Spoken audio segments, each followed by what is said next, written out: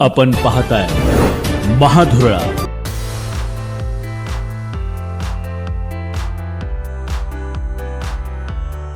हे आहे गोकुळचं श्रीखंड. अगदी जिभेवर रेंगाळणार. जिभेवरच नाही तर मनावरही रेंगाळणार. गोकुळ श्रीखंड, मनावर रेंगाळणार.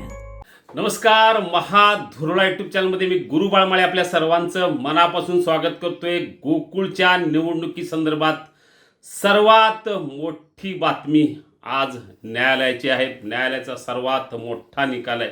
गेले अनेक दिवस जो काय वाद न्यायालयीन पातळीवर, राजकीय पातळीवर, पक्ष पातळीवर सुरू आहे त्याच्यावर आता अखेर न्यायालयानं सगळ्यात मोठा निर्णय घेतलेला आहे. गोकुळच्या निवडणुकी संदर्भात आणि गोकुळवर प्रशासक नियुक्त करण्यासंदर्भात.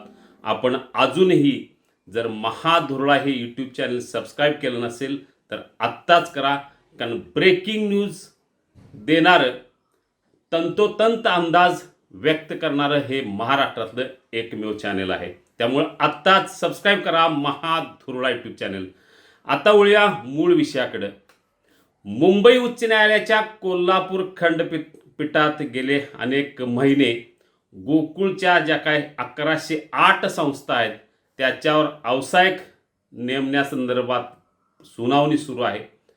आणि एकीकडे ही सुनावणी सुरू असली तरी दुसरीकडे गोकुळची निवडणूक प्रक्रिया सुरू करा, विद्यमान संचालकांनाच मुदतवाढ द्या, अशा मागण्या होत्या.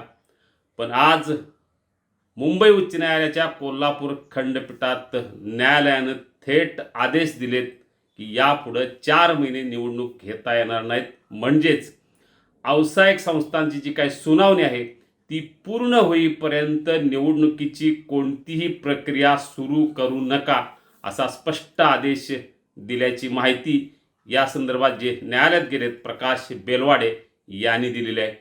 दुसरी आणखीन एक महत्त्वाची की जो निर्णय आहे तो म्हणजे आहे त्या संचालकांना मुदतवाढ द्यावी निवडणूक प्रक्रिया सुरू होईपर्यंत किंवा पुढची निवडणूक होईपर्यंत, अशी मागणी कालच संचालकांनी न्यायालयात केली होती.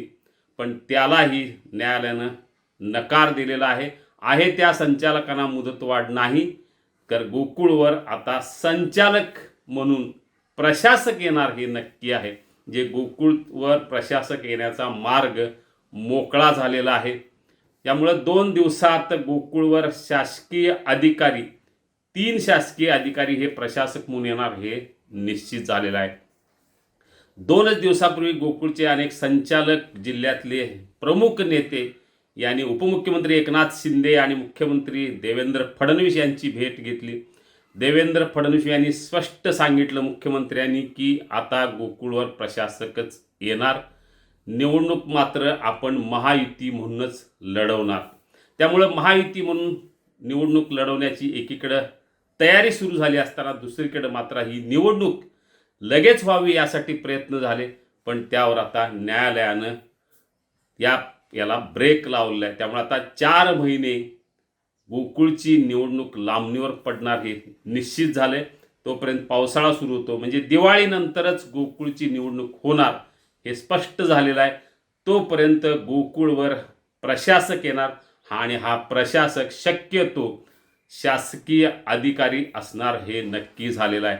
या सगळ्या पार्श्वभूमीवर आता भाजप विरुद्ध शिवसेना आणि राष्ट्रवादी असं राजकारण सुरू होणार हे नक्की झालं आहे. कारण शिवसेना आणि राष्ट्रवादी या दोघांनी आग्रह धरला होता की आहे त्या संचालकांना मुदतवाढ मिळावी किंवा निवडणूक प्रक्रिया तातडीनं सुरू करावी. पण भाजपनं याला नकार दिला होता. त्यामुळे या आगामी काळात कोल्हापूर जिल्ह्यात गोकुळवरून भाजप विरुद्ध शिवसेना आणि राष्ट्रवादी हा सामना रंगणार हे जवळजवळ नक्की आहे. गोकुळ आता कोणाच्या ताब्यात जाणार, तो सरकारी अधिकाऱ्यांच्या ताब्यात जाणार हे नक्की आहे. पण त्यातल्या त्यात कोणत्या पक्षाच्या ताब्यात जाणार याची चर्चा आता सुरू झालेली आहे. एकूणच गेल्या काही दिवसापासून जे काय गोकुळ संदर्भात रामायण सुरू होतं त्याचा अखेरचा जे काय प्रवास सुरू झाला आहे तो प्रशासक नियुक्तीच्या दिशेनं सुरू झाला. त्यामुळे आता 2 दिवसात प्रशासक येणार. प्रशासक कोण असेल याची चाचपणी सुरू झालेली आहे. कदाचित काही पातळ्यावर ती संपलेलीही असेल, आता 2 दिवसात त्या संदर्भातला स्पष्ट आदेश निघेल. हे असतील गोकुळचे प्रशासक. त्यामुळं बघूया आता प्रशासक कोण असणार. पण एकूणच गोकुळच्या या पकड आता प्रशासकाच्या हातात, थोडक्यात भाजपच्या हातात असणार. आणि गेले काही दिवस जे काही प्रयत्न सुरू होते की गोकुळ आपल्याच ताब्यात, सगळ्या संचालकांच्या ताब्यात, काँग्रेस वगळून सर्व पक्षाच्या ताब्यात गोकुळ राहावा, यासाठी जे काय प्रयत्न सुरू होते त्या प्रयत्नाला आता सुरुंग लागलाय. प्रकाश बेलवाडे यांनी न्यायालयीन प्रक्रिया लढवली, त्यात ते आता यशस्वी झालेत. आता नेमकं कोण यशस्वी झालं, पडद्यामागचे सूत्रधार कोण, बोलवता धनी कोण, या सगळ्या प्रश्नांची उत्तरं सगळ्यांना माहीत आहेत.